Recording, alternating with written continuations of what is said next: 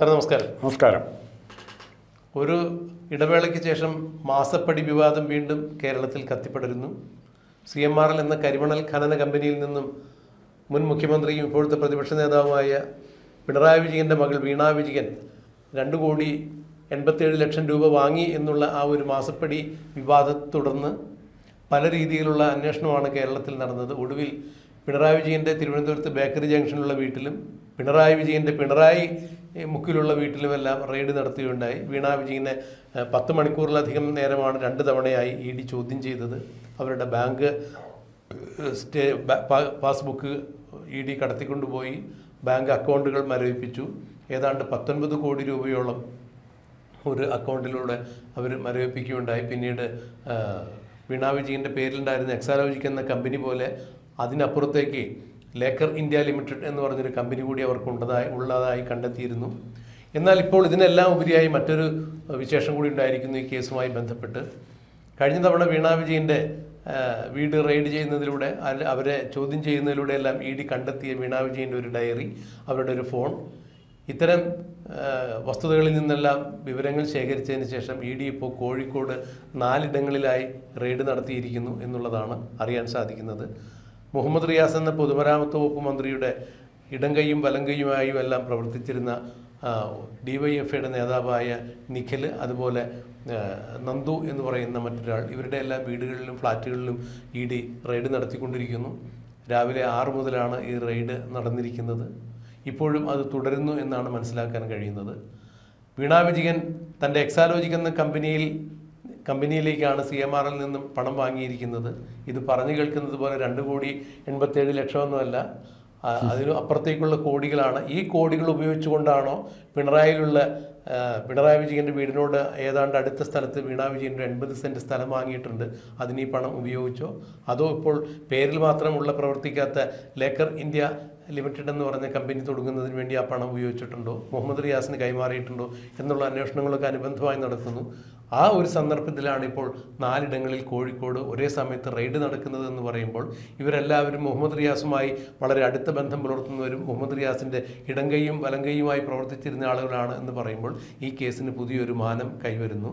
വീണ വിജയൻ്റെ ഡയറിക്കുറിപ്പിൽ നിന്നാണ് ഇത്തരം ആളുകളുടെ ഇവരുമായുള്ള ബന്ധത്തെക്കുറിച്ച് EDക്ക് മനസ്സിലായതെന്ന് പറയുമ്പോൾ ഈ കേസിൽ കൂടുതൽ ജാഗ്രതയോടുകൂടിയുള്ള അന്വേഷണം നടക്കുന്നു. തീർച്ചയായും ഈ അന്വേഷണത്തിനൊടുവിൽ ചിലരെല്ലാം അകത്തുപോകും എന്നൊക്കെ പറഞ്ഞു കേൾക്കുന്നു. എങ്ങനെയാണ് രാജ്മോഹൻ സാർ ഇതിനെ നോക്കിക്കാണുന്നത്? ഒന്നുകിൽ ഇത് കേരളത്തിൻ്റെ പൊളിറ്റിക്കൽ ക്രൈം ഹിസ്റ്ററി, കൊലപാതകമല്ല പറഞ്ഞ് മോഷണമാണ് പറയുന്നത്, അഴിമതിയാണ് പറയുന്നത്, ക്രൈം ഹിസ്റ്ററിയിലെ ഏറ്റവും വലിയ വാർത്തയാകും. അല്ലെങ്കിൽ കേരളത്തിലെ മുഴുവൻ ജനങ്ങളെയും വിഡ്ഢികളാക്കിയ ഒരു അന്വേഷണ പരമ്പരയുടെ പര്യവസാനവുമായിരിക്കും എന്നാണ് ഞാൻ കണക്ക് കൂട്ടുന്നത്. ഇനി എനിക്കതിലും അത്ഭുതകരമായിട്ട് തോന്നുന്നത്, പറയാൻ പാടില്ലാത്ത കാര്യമാണ്, അത് പറയാൻ ഇഷ്ടമില്ല, എന്നാലും പറഞ്ഞില്ലെങ്കിൽ അതിൻ്റെ അർത്ഥം മനസ്സിലാവില്ല. റിയാസും വീണയും, വീണയുടെ സെക്കൻഡ് മാരേജാണ് 2 പേരുടെ.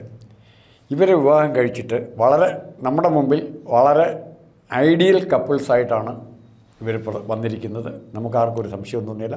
നല്ല കാര്യം, എല്ലാവരും അത് ഇഷ്ടപ്പെടുകയും ചെയ്തിരുന്നു.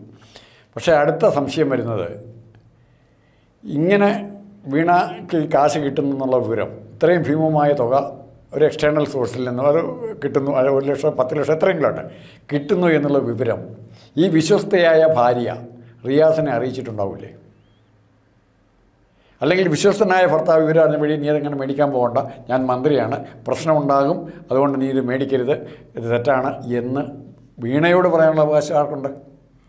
ഉത്തമനായ ഭർത്താവ് എന്നുള്ള ഇങ്ങനെ കൊണ്ട് ചുമതലപ്പെട്ട ഇപ്പോൾ സാറ് ഞാൻ ഇടപെട്ട് പറയുകയല്ല, ഈ മുഹമ്മദ് റിയാസ് മന്ത്രിയാവുന്നതിന് മുമ്പ് ഈ ഇടപാട് തുടങ്ങിയിട്ടുണ്ട്. ഉണ്ട്, അതാ പറഞ്ഞ അല്ല. അത് കഴിഞ്ഞ് പറയാമല്ലോ, അത് കഴിഞ്ഞ് മന്ത്രിയായി കഴിഞ്ഞ് പറയാമല്ലോ, ഇനിയിപ്പം നിർത്തണം, ഇതെല്ലാം നിർത്തണം, മഹാ തട്ടുകേടാന്ന് പറയാമല്ലോ. പക്ഷേ അത് മന്ത്രി ആയി കഴിഞ്ഞ് ഇത് കണ്ടിന്യൂ ചെയ്തെങ്കിൽ അർത്ഥം എന്താ? ഇവർ 2 പേരും കൂടെ അറിഞ്ഞുകൊണ്ടല്ലേ ഇവരുള്ളൂ. വീണ മാത്രം പ്രതിയാവുമോ? വീണയുടെ മാത്രമാവോ ഈ സ്വർണ്ണം? ഇപ്പോൾ സാറ് പറഞ്ഞത് തന്നെയാണ്. ഇപ്പോൾ EDയുടെ ഭാഗത്തു നിന്നുള്ള റെയ്ഡ് നടക്കുന്നതും അന്വേഷണവും അങ്ങനെയൊക്കെ തന്നെ നടക്കുന്നത്. മുഹമ്മദ് റിയാസിനെയും ഈ കേസുമായി ബന്ധപ്പെട്ട് ചോദ്യം ചെയ്യും എന്ന് തന്നെയാണ് നമ്മൾ മനസ്സിലാക്കിയിട്ടുള്ളത്. ചോദ്യം ചെയ്യുന്നതിനല്ല, റിയാസ് വീണ അല്ല, ഒന്നുകിൽ റിയാസും വീണയും നിരപരാധികളാണ്, ഒന്നുകിൽ റിയാസും വീണയും നിരപരാധി, അല്ലെങ്കിൽ 2 പേരും ഈക്വലി ഗിൽറ്റിയാണ്. 2 പേരും ഗിൽറ്റിയാണ്. കാരണം പരസ്പരം അല്ലെങ്കിൽ ഇപ്പോൾ ഇവർ പറയണം പണ്ടേ ഡൈവേഴ്സ് ചെയ്യേണ്ടവരായിരുന്നു, അതിന് സമയം കിട്ടാത്തതുകൊണ്ട് ഞങ്ങൾ ഒരുമിച്ച് താമസിച്ചെന്നേ ഉള്ളൂ, ഞങ്ങൾ രണ്ടായിട്ടാണ് താമസിച്ചിരുന്നതെന്ന് പറയാൻ ഇവരാരെങ്കിലും തയ്യാറാണ്. ഉണ്ടാവുമോ? മുത്തലാഖ് ചെല്ലുമോ?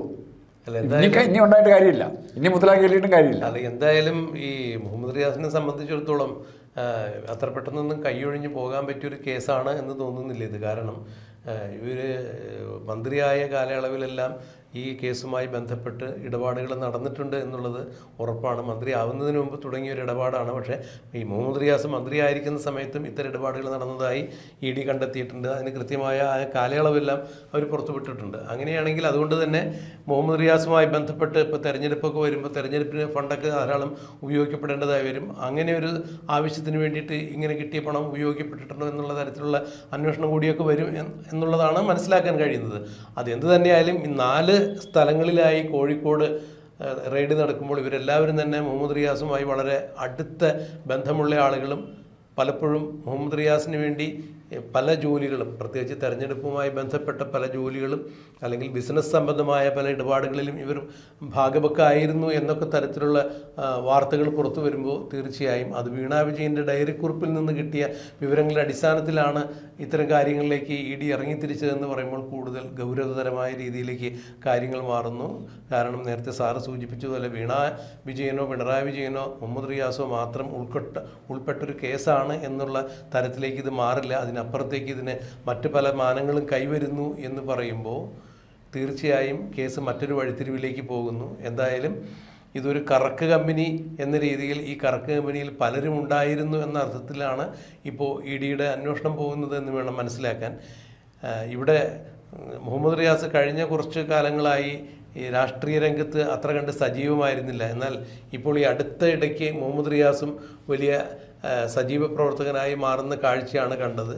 അതൊരു പക്ഷേ EDയുടെ ഇത്തരം അന്വേഷണങ്ങൾ മുൻകൂട്ടി കണ്ടുകൊണ്ടോ അല്ല എന്നുണ്ടെങ്കിൽ EDയുടെ റെയ്ഡ് വരുന്നത് ഏതെങ്കിലും ഭാഗത്ത് നിന്ന് ചോർന്ന് കിട്ടിയതുകൊണ്ടോ ആവാം. അല്ലെങ്കിൽ സാമാന്യ യുക്തിക്ക് ആലോചിച്ചാൽ മനസ്സിലാവുന്നൊരു കാര്യമാണല്ലോ, ഇത്തരം ഒരു കേസ് നിലനിൽക്കുമ്പോൾ കേന്ദ്രത്തിൽ നിന്നും പിണറായി വിജയന് പഴയ പോലുള്ള സഹായങ്ങൾ കിട്ടുന്നില്ല. മാത്രമല്ല കേരളത്തിലും ഭരണം മാറിയിരിക്കുന്നു. അപ്പോൾ രാഷ്ട്രീയ പകപോക്കലിൻ്റെ ഭാഗമായി പിണറായി വിജയൻ പല ആളുകളെയും വേട്ടയാടിയിട്ടുള്ളതുപോലെ VD സതീശൻ സർക്കാരും ഒരു വേട്ടയാടലിൻ്റെ ഭാഗമായി ഈ കാര്യത്തിൽ ഇതിൽ ED നടത്തുന്ന കേന്ദ്രാന്വേഷണ ഏജൻസിയുടെ കേസാണ് എങ്കിലും കേരള സർക്കാരിന് അതിൽ കാര്യമായി പങ്കില്ല എന്നാണ് പിണറായി വിജയൻ തന്നെ പലപ്പോഴും പറഞ്ഞിട്ടുള്ളത്. അങ്ങനെയാണെങ്കിൽ കേരളത്തിൽ പുതിയ സർക്കാർ വന്ന ഒരു സാഹചര്യത്തിൽ ഇപ്പോൾ പിണറായി വിജയൻ്റെയും മകൾ വീണ വിജയൻ്റെയും മുഹമ്മദ് റിയാസിൻ്റെയും എതിരെ ഇത്തരത്തിലുള്ളൊരു നിയമ നടപടികളുമായി കേന്ദ്രാന്വേഷണ ഏജൻസിയിൽ വരുമ്പോൾ കേരള സർക്കാർ കൃത്യമായി അതിലിടപെടാതെ മൂകമായി മാറി നിന്നു കഴിഞ്ഞാലും ഈ കാര്യത്തിൽ തങ്ങൾക്ക് വലിയ തിരിച്ചടി ഉണ്ടാകുമെന്ന് മനസ്സിലാക്കിയത് കൊണ്ടാണോ മുഹമ്മദ് റിയാസ് വീണ്ടും രാഷ്ട്രീയത്തിൽ സജീവമാകുന്നത്? ഒരു കാര്യം കൂടെ പറയാം. ഇവിടെ നിരാശപ്പെടേണ്ട കാര്യം റിയാസിനോ പിണറായിക്കോ ഇല്ല.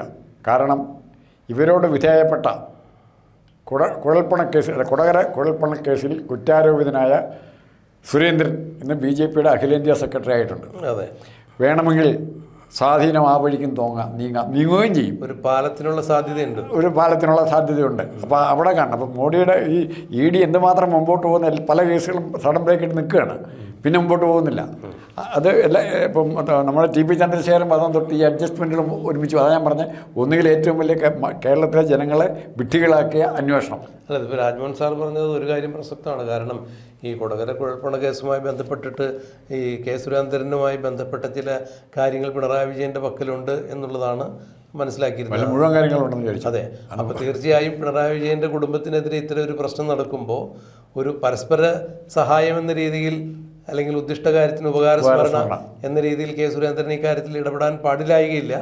അങ്ങനെയാണെന്നുണ്ടെങ്കിൽ തീർച്ചയായും പിണറായി വിജയനും കേന്ദ്ര സർക്കാരിനിടയിൽ പുതിയൊരു പാലം രൂപം കൊള്ളാനും സാധ്യതയുണ്ട്. എന്തു തന്നെയായാലും ഇവിടെ ED അന്വേഷണം ഊർജ്ജപ്പെടുത്തിയിരിക്കുന്നു. കേരളത്തിൽ BJPക്ക് ഇനിയൊരു വളർച്ച വേണമെന്നുണ്ടെങ്കിൽ പിണറായി വിജയനെ ഇങ്ങനെ താങ്ങി നിർത്തിക്കഴിഞ്ഞാൽ അതുകൊണ്ട് കൂടുതൽ ദോഷമേ ഉണ്ടാകൂ എന്നുള്ളൊരു ധാരണ കൂടി പുറത്തു വന്നതിൻ്റെ അടിസ്ഥാനത്തിൽ എന്തൊക്കെ തരത്തിലുള്ള നീക്കങ്ങളായിരിക്കും ഉണ്ടാവുക എന്നുള്ളത് കണ്ടു തന്നെ അറിയേണ്ടിയിരിക്കുന്നു. എന്തായാലും ED ഈ കേസുമായി വളരെ ഊർജിതമായി മുന്നോട്ട് പോകുമ്പോൾ പിണറായി വിജയനും വീണ വിജയനും മുഹമ്മദ് റിയാസും എല്ലാം അത്യാവശ്യം ഒന്ന് ഭയപ്പെടേണ്ടതായി തന്നെ ഉള്ളതാണ്. അങ്ങനെയാണ്, ആ വഴിക്കാണ് കാര്യങ്ങൾ നീങ്ങുന്നത് എന്ന് വേണം മനസ്സിലാക്കാൻ. എന്തായിരിക്കും ഇനി ഈ നടപടിക്രമങ്ങൾ, വീണയുടെ അല്ലെങ്കിൽ മുഹമ്മദ് റിയാസിൻ്റെ അല്ലെങ്കിൽ സാക്ഷാൽ പിണറായി വിജയൻ്റെ തന്നെ അറസ്റ്റിലേക്ക് ഇത്തരം കാര്യങ്ങൾ കലാശിക്കുമോ എന്നുള്ളതെല്ലാം നമുക്ക് കണ്ടറിയാം, കാത്തിരിക്കാം.